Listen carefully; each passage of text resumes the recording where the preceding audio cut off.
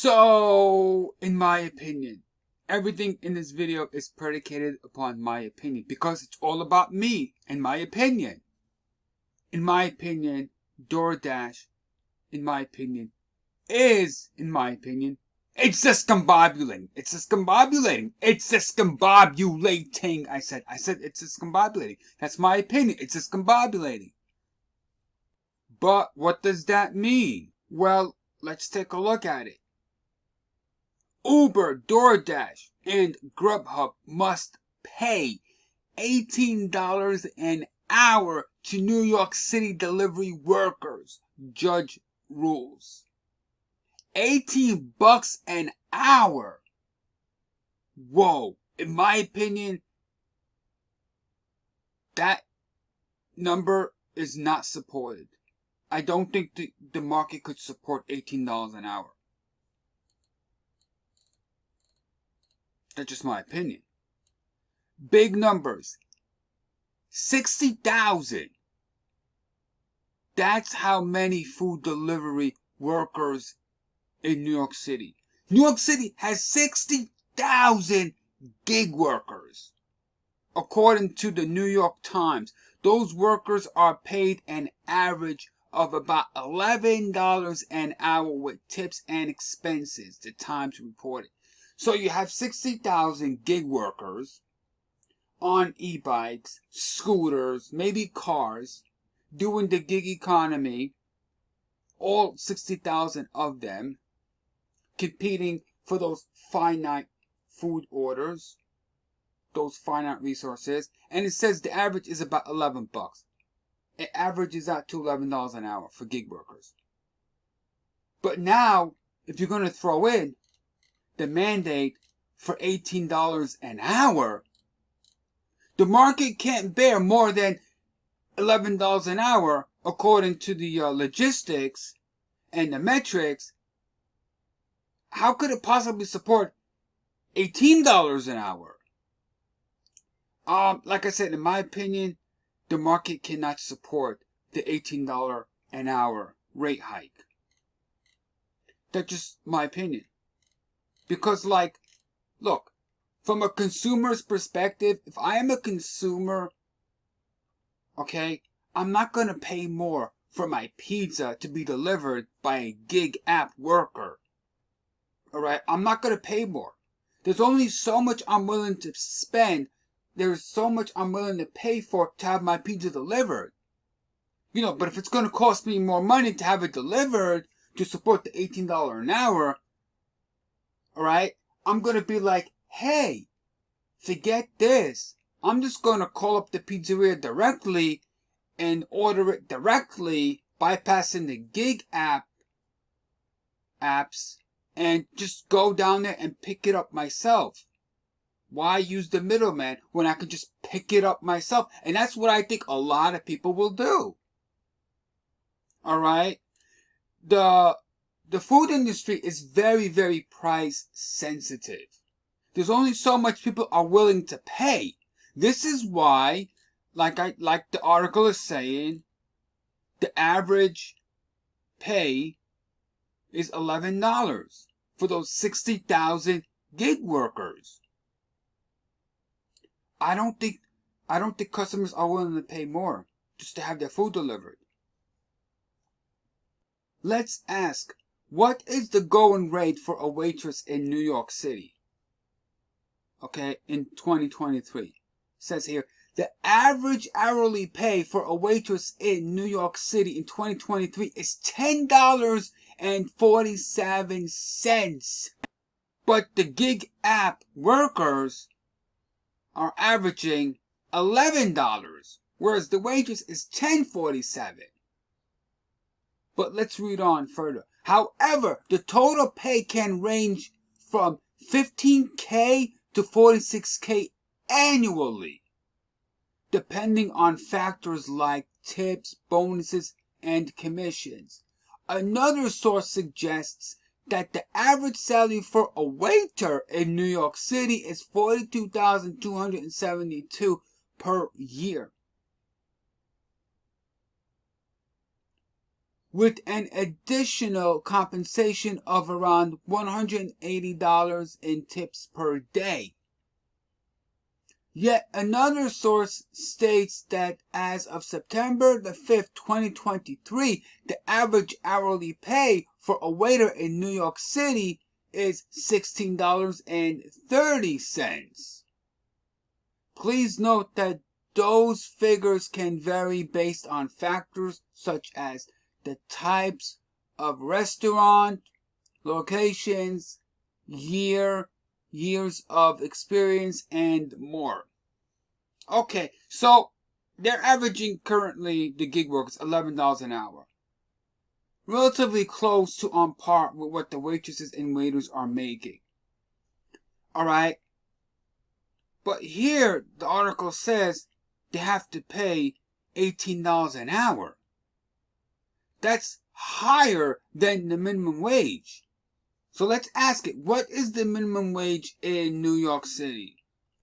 The minimum wage in New York City is $15 per hour from 12/31/2022 to 12/30/2023. Please note that the minimum wage can vary depending on the industry and whether the workers receive tips. So essentially, if we go by this, the minimum wage in New York City is $15 an hour.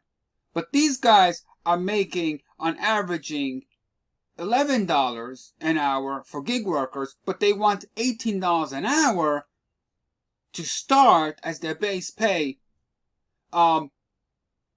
That's more than the minimum wage and slightly above what waitresses and waiters are getting, averaging. You know, it's one thing to go to a restaurant and pay more in tips, because eating out, in my opinion, is a luxury, right? Restaurants are expensive. Eating out, in my opinion, is expensive. You know, what does a 12-ounce beer cost at a restaurant, right? Fine dining is not cheap. But here's the thing, and this is the kicker. It's one thing to be willing to pay more for fine dining in a restaurant. You know, you sit down, you have a nice table, you know, nice tablecloths, you know, whatever have you, the ambiance, right? That's fine if people are willing to pay for that fine dining experience. But we're talking like gig workers delivering food to people's homes. Now, like I had said before, from the consumer side of the field, I don't think I would be willing to pay more to have a gig worker deliver my food to my house. If I'm placing a small order for like, I don't know, $20, and I realize I gotta pay more to have it delivered, or like a large pizza pie, and I find out, hey, it's gonna cost me more than it did previously, I might as well call up the restaurant directly and place an order with the restaurant, bypassing the apps and then going down there and picking it up myself to save money. I think, in my opinion, from the consumer's side, alright, they're not willing to pay $18 an hour. Because the consumer is going to have to end up paying more to support that $18 an hour. Alright? And I don't think the consumers are willing to pay more for their meals. Right? I don't think it's sustainable.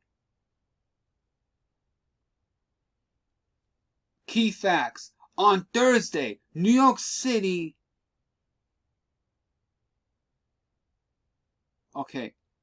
On Thursday, New York State Justice Nicholas dismissed Uber, DoorDash, and Grubhub's attempt to bar the city from implementing the rule, which mandates the companies pay food delivery workers a flat hourly rate of $17.96 or pay 50 cents a minute per delivery.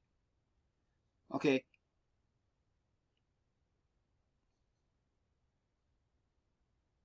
The judge did, however, exempt Relay Delivery, a small delivery service company that joined the suit from Thursday's ruling after the company argued it would be put out of business with the cost of increase from the legislation.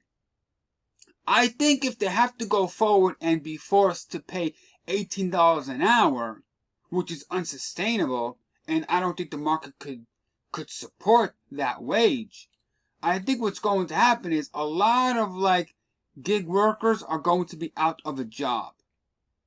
They're going to find themselves competing for far fewer and in between orders in order to make a wage. Right? Because like I had said, the food industry is very, very price sensitive. Those restaurateurs, those restaurants work on very small margins. If you have a bad month as a restaurateur, if you own a restaurant and you have a bad month, you're out of business. You're done. The rent alone will take you out if you can't make that rent payment. It's very expensive to run a restaurant. And even the restaurants are very, very price sensitive. There's only so much a customer is willing to pay. And, $18 an hour, that's probably going to, take out most of the gig workers. They're going to be like, F this. I'm working more hours, but I'm not making enough to sustain myself. That's what I think they'll be thinking. So yeah, that's my opinion on it.